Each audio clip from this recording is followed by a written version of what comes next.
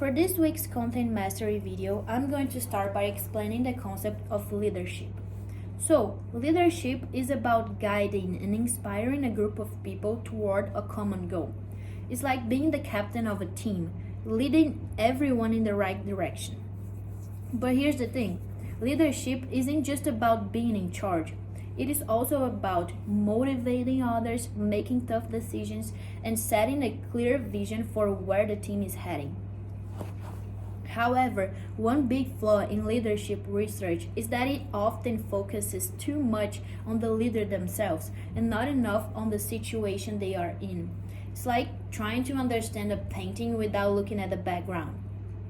Without considering the context, we might miss important factors that influence how effective a leader can be. Now, let's talk about management. Management is more about organizing and coordinating things to get stuff done.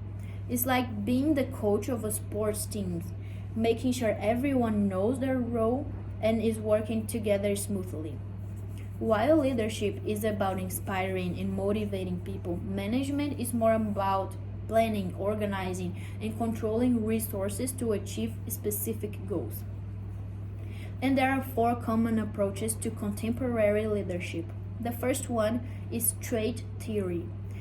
This says that certain traits or characteristics make someone a good leader, like being smart, charismatic, or honest. Then we have the charismatic leadership. So, charismatic leaders are like magnets. They attract people with their personality and vision. They inspire and motivate others through their passion and enthusiasm. Next, we have transformational leadership. These leaders are like visionaries. They inspire change and innovation, encouraging their team to think outside the box and reach for new heights. Finally, there is the transactional leadership. This type of leader is more about making deals. They use rewards and punishments to motivate a team and make sure things get done according to the rules.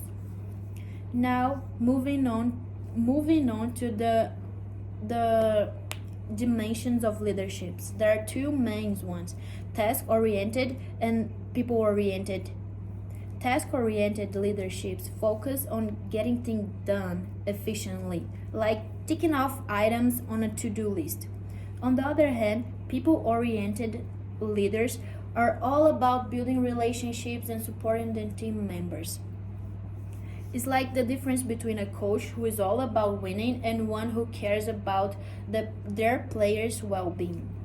Now, talking about situational leadership. That is about adapting your leadership style to fit into the situation. It's like being a chameleon. Change your colors depending on where you are and what you need to do. Lastly, I'm going to talk about power.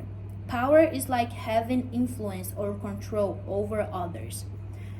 There are 5 types of power: coercive power, reward power, legitimate power, referent power, and expert power. Coercive power is like using threats or fear to get people to do what you want. Reward power is about giving rewards for following the orders or obeying the rules.